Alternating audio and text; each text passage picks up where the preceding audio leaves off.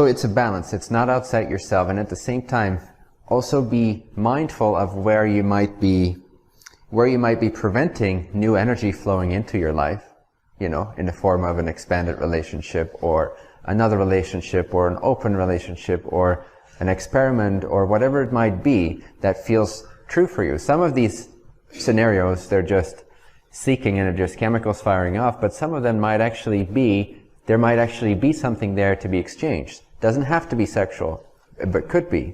Doesn't have to be. Yeah.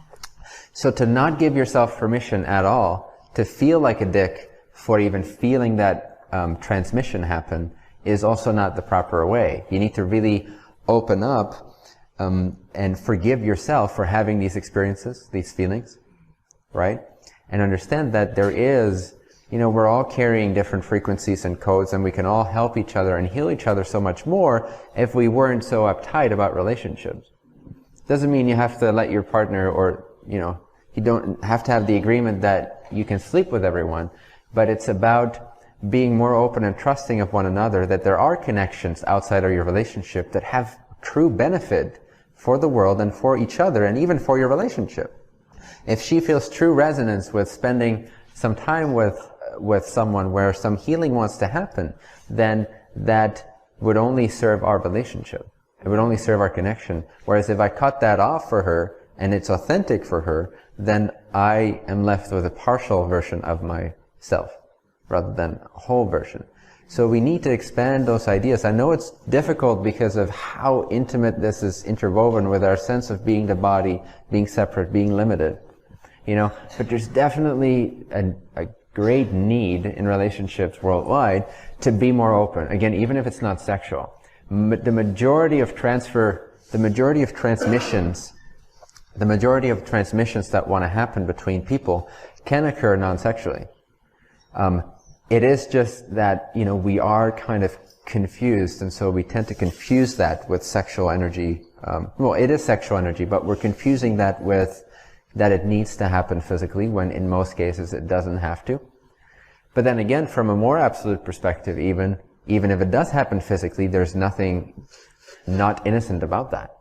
It is just because of our agreements. It's just because of the way that we've perverted it. And so then we lock up our lower chakras, so to speak, and we start to feel bad about ourselves, and we start to be repulsed, but maybe it's not an authentic repulsion. Maybe it is an inauthentic repulsion. Maybe there is something there for you to explore. I just want to offer that too, that you shouldn't just block it off, because in society's point of view, it might seem like you're just needy, or you're just externalizing your truth, or you're just trying to make up for not feeling loved.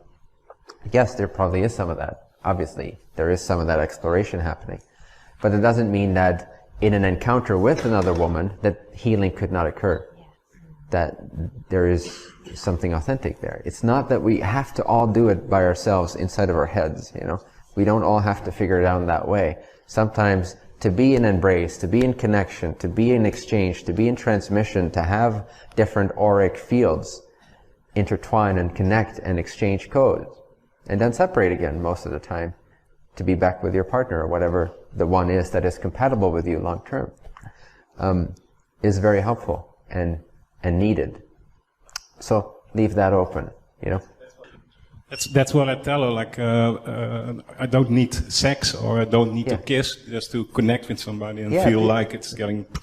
So I tell her, like, she asked, and did you hug? And I said, how many? I said, like, maybe 4 or 5. And then I say, like, it's maybe 4, 5, 6 breaths, but it's quite a long time, but it feels like it's healing parts of me. And but sometimes you see somebody standing like, and it's more like, how do you say it?